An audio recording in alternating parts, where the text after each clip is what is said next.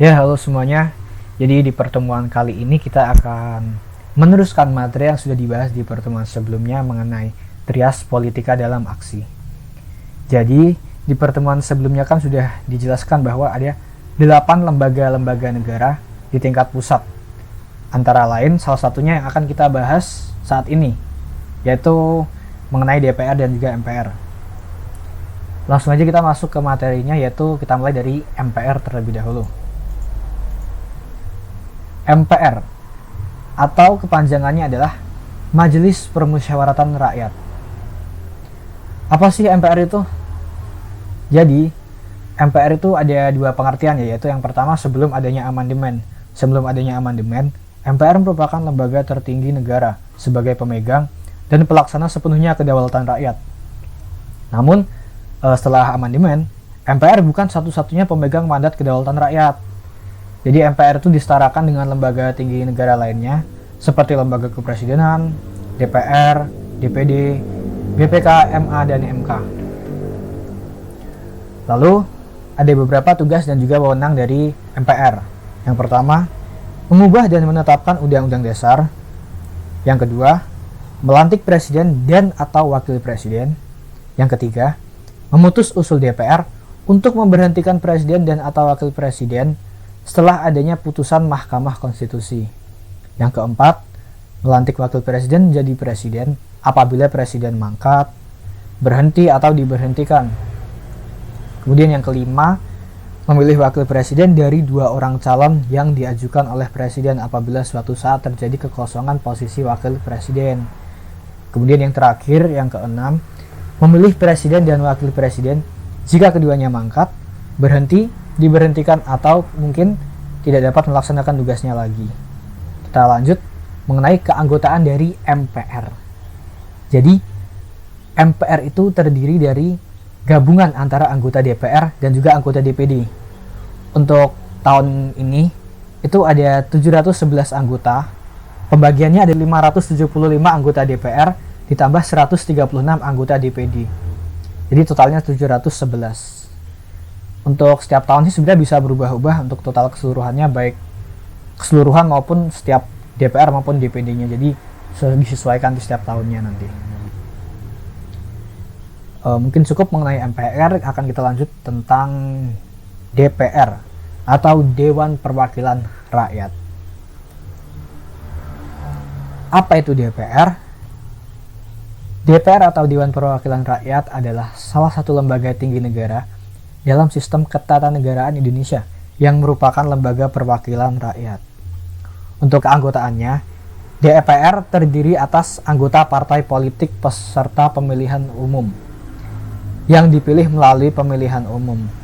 Jadi kalau misalkan MPR tadi kan diambil dari gabungan antara DPR dan juga DPD dipilih, kemudian jadilah MPR. Tapi kalau DPR itu melalui pemilihan umum 5 tahun sekali. Kita lanjut mengenai fungsi dari DPR, itu ada 3. Ini menurut pasal 20A ayat 1 UUD 1945. Fungsi pertama yaitu fungsi legislatif, yaitu fungsi untuk membentuk undang-undang bersama-sama dengan presiden. Kemudian ada fungsi anggaran, yaitu fungsi untuk menyusun dan menetapkan anggaran pendapatan dan belanja negara atau disingkat APBN bersama dengan presiden dengan memperhatikan pertimbangan DPD. Kemudian yang terakhir ada fungsi pengawasan, yaitu fungsi untuk melakukan pengawasan terhadap pelaksanaan undang-undang dan kebijakan pemerintah lainnya. Baik, kita lanjut lagi mengenai tugas dan wewenang dari DPR, kali ini tentang DPR. Yang pertama, memberikan persetujuan kepada presiden yang berkaitan dengan menyatakan perang, membuat perdamaian, dan juga perjanjian dengan negara lain. Yang kedua, memberikan persetujuan kepada presiden dalam membuat perjanjian internasional yang menimbulkan akibat luas dan mendasar bagi seluruh rakyat Indonesia. Dan juga terkait dengan beban keuangan negara. Yang ketiga, memberikan pertimbangan kepada presiden apabila akan mengangkat duta atau mungkin juga menerima duta dari negara lain. Kemudian yang keempat, menerima hasil pemeriksaan keuangan negara dari Badan Pemeriksa Keuangan atau BPK sesuai dengan kewenangannya. Yang kelima, memilih anggota Badan Pemeriksa Keuangan dengan pertimbangan Dewan Perwakilan Daerah dan ditetapkan oleh Presiden.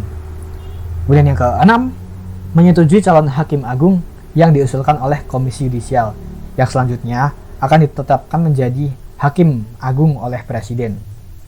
Yang ketujuh, menyetujui pengangkatan dan pemberhentian anggota Komisi Yudisial yang dilakukan oleh Presiden. Kemudian yang terakhir, yang kedelapan, mengajukan 3 anggota hakim Mahkamah Konstitusi. Kita lanjut lagi mengenai hak-hak dari DPR. Ada 3 juga haknya. Yang pertama, hak interpelasi adalah hak yang dimiliki DPR untuk meminta keterangan kepada pemerintah mengenai kebijakan-kebijakan pemerintahan yang penting dan strategis serta berdampak luas pada kehidupan masyarakat Indonesia.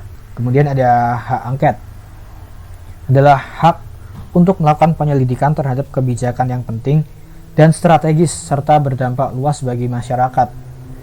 Kemudian juga untuk menyelidiki tentang dugaan penyimpangan atau mungkin pertentangan yang berkaitan dengan undang-undang.